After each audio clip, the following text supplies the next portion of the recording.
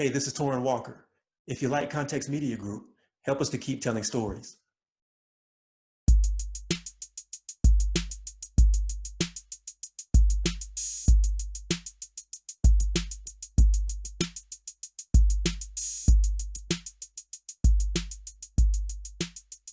Hello and welcome to another episode of Wednesday Wisdom. This is Torraine Walker, and today I have a very special guest with me. She is a lecturer and director of marketing at Yale School of Management, where she teaches influence and behavioral economics.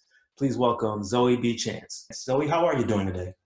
I'm doing great, Torrin. How are you doing? I'm doing well. We're just going to get right into it. For people who are not familiar with the discipline, what exactly is behavioral economics? Behavioral economics is really psychology, and it's the study of why and when people do things that don't quite make sense from a standard, traditional, theoretical economic standpoint. Okay, is that sort of a discipline that goes into business as far as like why people make the decisions they do when they're making purchasing choices, or even into like economic decisions and that sort of thing? Yeah, and it's broader even than economics. It's absolutely applies to purchase decisions, also to decisions and behavior like what we eat and whether we vote and who we vote for, all of these choices that we make, even including many that are unconscious. hmm is that why so many corporations and businesses are so concerned with collecting data about their customers? Does that feed into the ideas of behavioral economics? Well, we all know that businesses are so concerned about collecting data about their customers because they think they can make more money that way. And yes, to behavioral economics is one of the areas that people who want to make money will study, but it's also a big area that people study who are interested in public policy or interested in public health or interested in politics because it's looking at behavior. It's looking at not just how do we influence people's minds and what they're thinking, but how can we understand how to influence people's actual behavior, and context especially matters, right? Which you know because you named your organization Context Media, that context matters so much more than we think. hmm Um, we talked about how those ideas are applied outside of economics. What are some examples of how the concepts of behavioral economics apply outside of just economics in general? Sure. A super simple example would be a research project that I worked on with Google. I was working with the Google food team, and they're interested in helping people. So they want people to be happy at work and they feed them a lot. And that makes people also a little bit unhappy sometimes because there's this idea that you start working at Google and you gain a lot of weight because you're doing a lot of mindless snacking on all this food that's available. So one of the philosophical foundation of behavioral economics is this idea of libertarian paternalism, where you might nudge people in a certain direction, but you don't restrict their choices. You don't prevent them from doing the thing that they want to do, but maybe you try to help them do something that might make them happier in the end. Like in this case would be help them make mindlessly better food choices by accident. So we looked in this break room at Google and we just sent in research assistants like spies where we were looking to see who's taking the snacks after they get a coffee. And there are two different coffee areas, and there's one snack bar with all kinds of snacks there. That if you're taking the coffee from the coffee bar that's close to the snack area, you're 50% more likely to take a snack. And this is just, it's simple. It's, not this huge deal. Do you take a snack or do you not take a snack in this one situation? But over time, if you're a guy who goes 3 times a day to the coffee area with the other drinks, and men were doing this a little more than women, then by the end of the year, you would have eaten enough calories to have gained 4 additional pounds. And so when I presented this research at Google, the architecture team was there and, called up headquarters right after this presentation to say, we need to rethink how we are designing our corporate eating areas for all of our clients and not just for Google. So Okay. to separate the drinks and the snacks, that's just a simple, concrete example.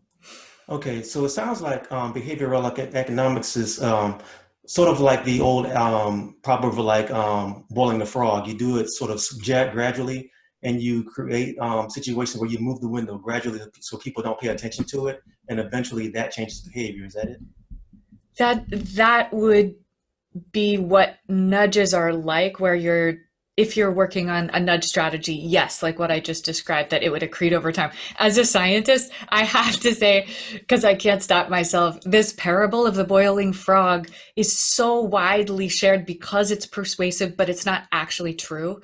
And Hmm. if you actually boil a frog, it will jump out of the pot. It is not stupid. But I've heard this shared a lot, like, Tony Robbins and lots of people with a lot of influence have grasped onto it because it's this is also related to behavioral economics. We have this idea that is shared in other disciplines, but we call it system one and system two, where these two systems are driving all of our decisions and behavior, and one is unconscious, emotional, automatic, and the other one is conscious, slow, rational, deliberate, effortful. And the unconscious one is far more influential than we think.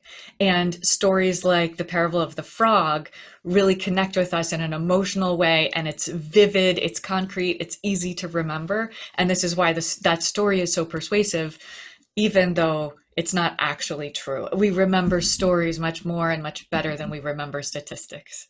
Hmm. Um, Speaking about emotion over rationality, do you think there's sort of an aversion to addressing emotional drivers that make people make decisions over rationality, and why do you think that is? I think that there's this divide where people who are trying to influence consumers or customers, especially if it's consumers rather than business customers, have this idea that we know that people make decisions emotionally, and a lot of advertising that we see online or on TV is trying to connect with people in an emotional way. But we have an aversion to thinking about that or doing that when we're trying to influence the people in our own sphere, the people we work with, or people we socialize with, our family, or policymakers, leaders. We have this idea that we should, if we are good people, that we should be trying to influence them through rational processes.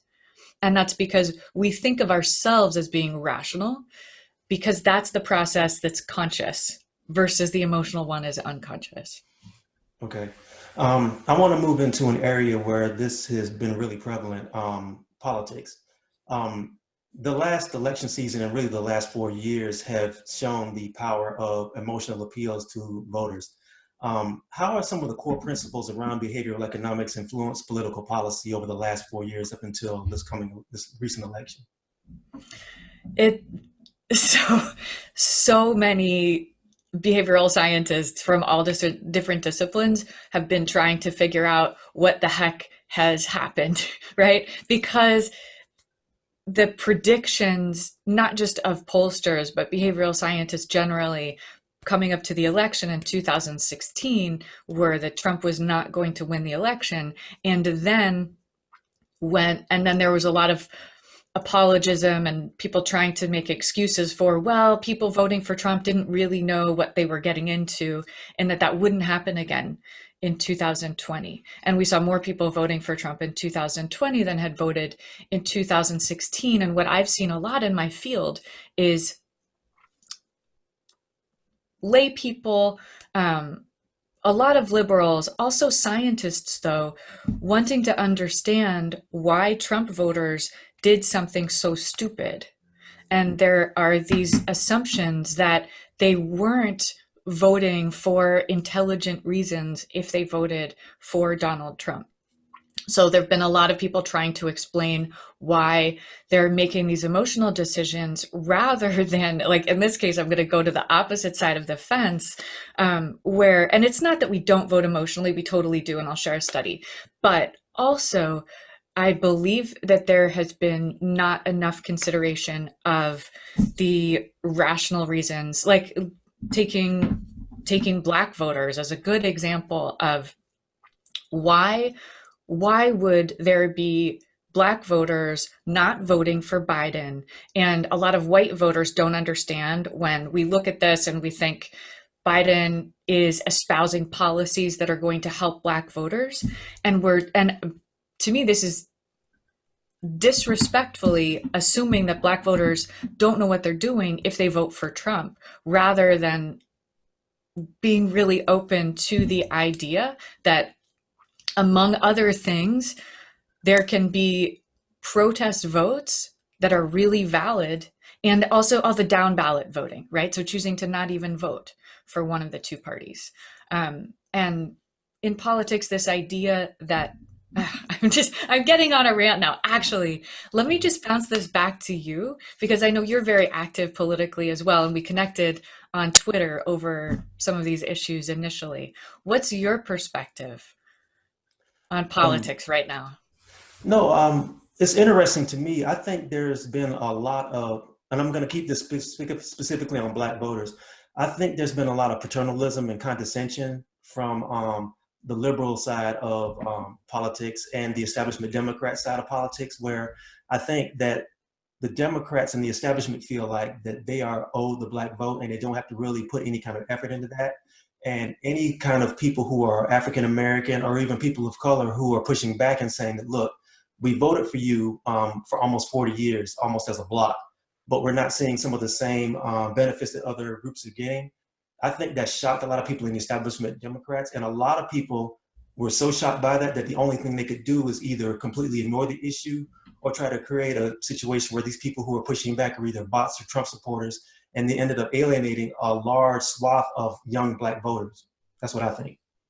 Absolutely. I think that is valid for Latino voters as well, who were a big topic of discussion, particularly in Florida, right? Mhm. How could Latino voters not have voted as a bloc for the Democratic candidate?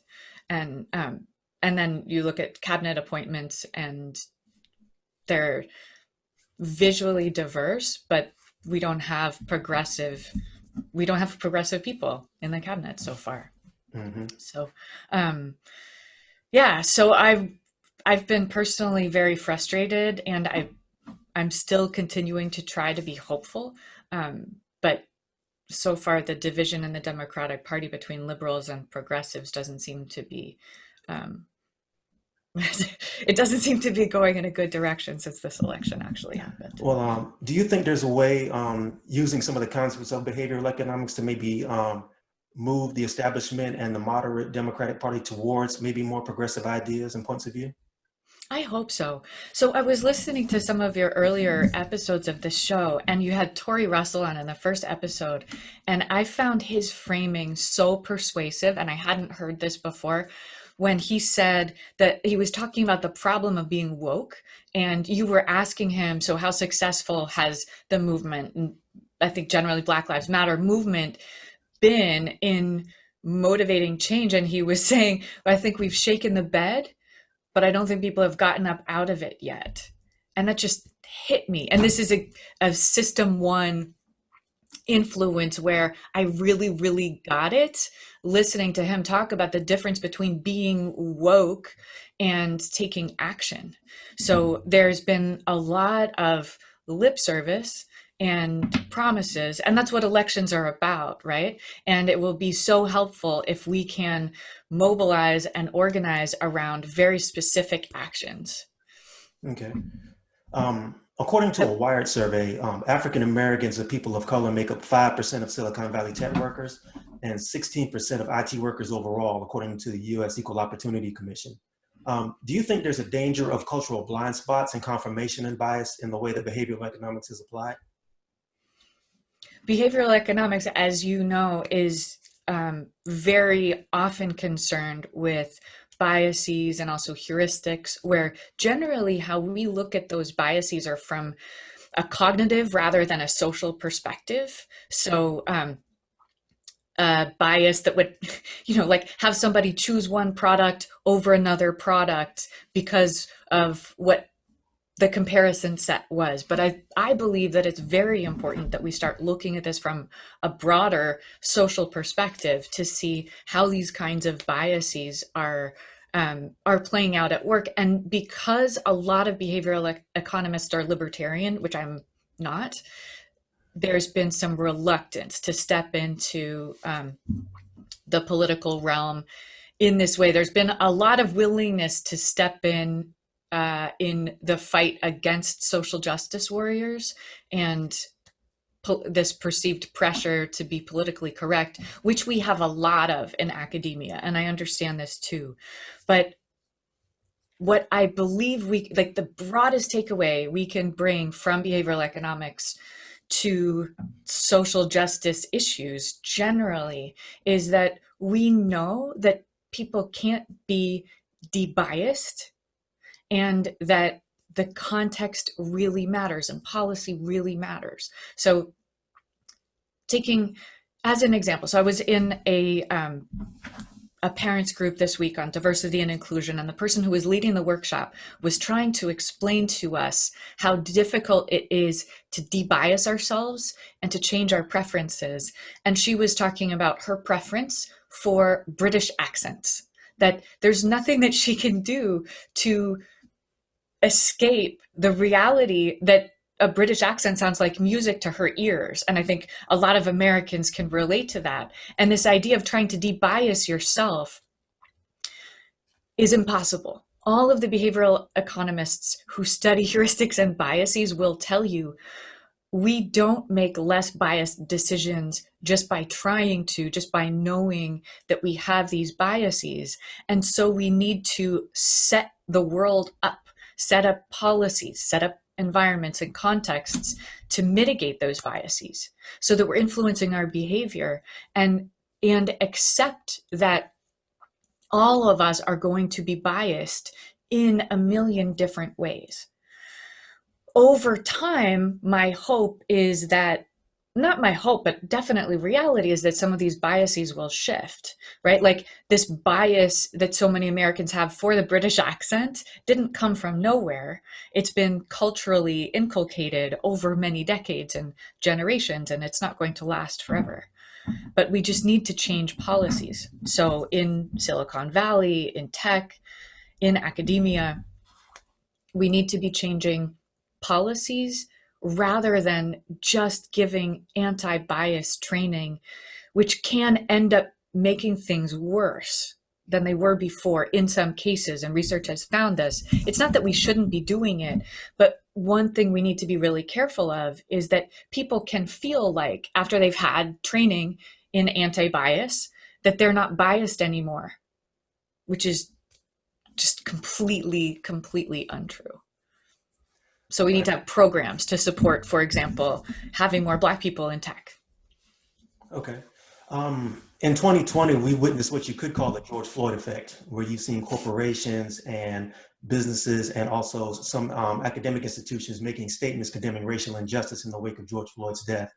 Why do you think that happened, and how do you feel businesses stand to gain from that? I would be really curious to hear why you think this happened, because there were so many things going on in 2020, and why does it happen right now that George Floyd's death is the spark that finally lights the fire that hasn't been lit to this degree since probably the 1960s? And go ahead. Okay. Yeah. I think that happened because I've been going over that for a while, but I think what it happened because it was such a heinous act, and there was very little that people who would always make excuses for why these things happen, that it was too impossible to ignore. And I think because I know there's a conversation about is it really valuable showing these horrific deaths on over and over, and what that's doing to the psyche of people. But I think because it went on for so long and it was so horrific and it was going on to the point where nobody could turn away from it, that I think it sparked something. I think it sparks us, even though I kind of hate this term, I think it kind of sparked a new awakening and awareness in people. And I think it was something that I think businesses and corporations felt like they had to get in front of because the groundswell was beginning to affect their business. That's what I think. But what do you think? I totally agree with you about the video, and that, for example, in my family was the first police killing video that I showed my daughter, who's 12. And it was the manyth one that I had seen, but I felt like you can't not see this as a mom trying to teach my daughter about the world, that this is something that was so vivid, visceral, horrific. And I knew that she would suffer. And I knew that if she didn't, she was going to be missing out on something so important about the world and our country. However, the fact that so many businesses have been stepping up to at least say the right thing was a shock to me. And we're all waiting to see how much actual impact there's going to be. For example, are we going to see more funding by venture capitalists of Black entrepreneurs, right? Are we going to see what we need to see more of is businesses putting money in the right places rather than just putting words in the right places. I'm hopeful right now because the words haven't been in the right places so far. Just yesterday, I was looking at a list that was a very, very standard kind of list of, we reached out to 20 business leaders to see what their book recommendations were from 2020. And 3 of the business leaders on that list had chosen to recommend Caste by Isabel Wilkerson. And one of them, the dean at the Yale School of Management where I work, had recommended a biography of Frederick Douglass. And nobody was reaching out to these business leaders asking any question about race. And I was heartened to see that these are the books that have been moving these business leaders this year. They're spending their personal time, right? It takes many, many, many hours to read Caste.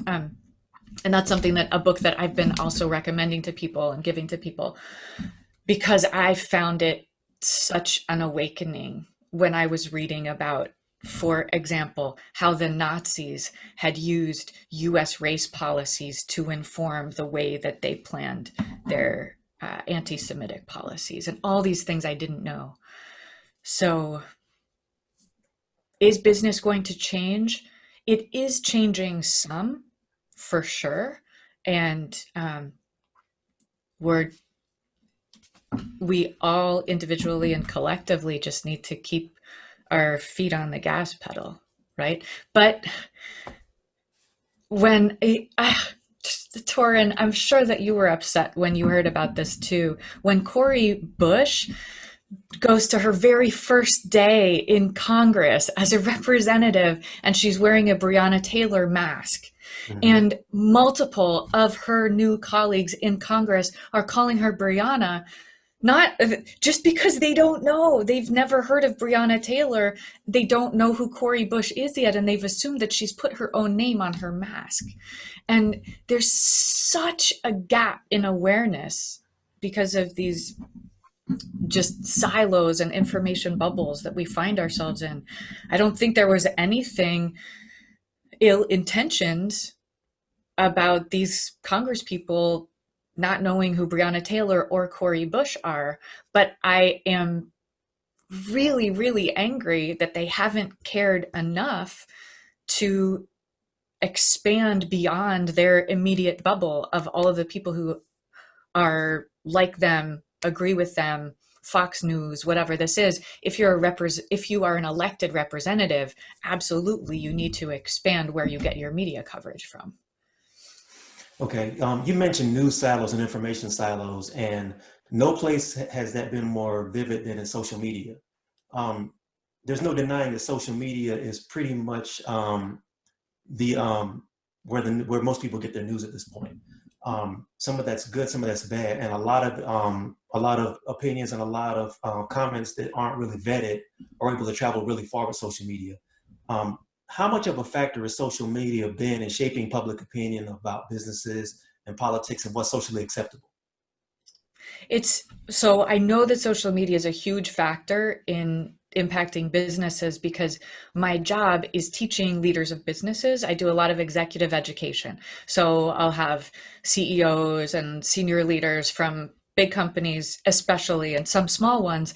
And there's a big desire to understand what to do about social media with their customers having so much power, which is exciting. And companies having to spend so much energy managing customer outrage on social media. Some of my colleagues have done research on what sparks word of mouth, and emotionally there's humor, there's joy, like, the puppy videos that we share, and then there's outrage. And outrage is the biggest emotional driving force spreading. It's not just spreading word of mouth, but also driving engagement in terms of likes and replies and things like this. And this is where social media is also training us to be snarky. It's training us to be even more outraged than we already are, because we see what kind of feedback we get when we post something from our personal outrage, and then we get a lot of engagement and we get a lot of shares. So, like, is this a good thing? Is this a bad thing? Overall, we have a lot of power. And I personally try to dial down my snarkiness on social media, and I delete a lot of posts before I tweet them, because I know that the platform is training me to do that and to be that person. But then also I know that I can use that emotion if I want to get more engagement on an issue that I believe is absolutely deserving of outrage. Okay, I want to stay on that point for a second. One negative of social media is that sometimes, like I said earlier, sometimes unvetted opinions and emotional appeals sometimes carry a lot further than data. Maybe because, you said if people, outrage and anger drives people sometimes a little bit more than rational thought. Me and you had a conversation about that over the movie Harriet about last year, when you told a story about you took your daughter to see Harriet, and she came away with this horrible opinion of African American males because of the movie. And a lot of scholars and a lot of academics were backing that, because even though it was completely ahistorical or there's no evidence of that, but that narrative ran a long way. So why do you think that is? And what do you see the danger of that being? Yeah. So just on the one point, yes, absolutely. My daughter came away with what I thought was the wrong impression and reaction after this movie. It wasn't that she had a horrible impression of African American males, but she came away feeling scared of the African American male evil character in the movie, which is a ridiculous outcome to have, in my mind, of a movie about Harriet Tubman. And this character wasn't even real. It was completely invented. And I was really upset about this. And I understand that there were a lot of people who were excited about the movie because it had been produced by and backed by a lot of African Americans in Hollywood, and just having a big budget movie about this topic was probably a better thing for the United States than to not have a big budget movie about this topic. But coming back to behavioral science and the unconscious, emotional, visceral influences, because this is what I study and what I care about, I know that when we have the experience, so when you go and you see a movie, you have the emotional experience of the protagonist. That's how empathy brings you along in the role. And when the protagonist is afraid of someone in that movie, so Harriet is afraid of Bigger Long, this fake black, very scary character,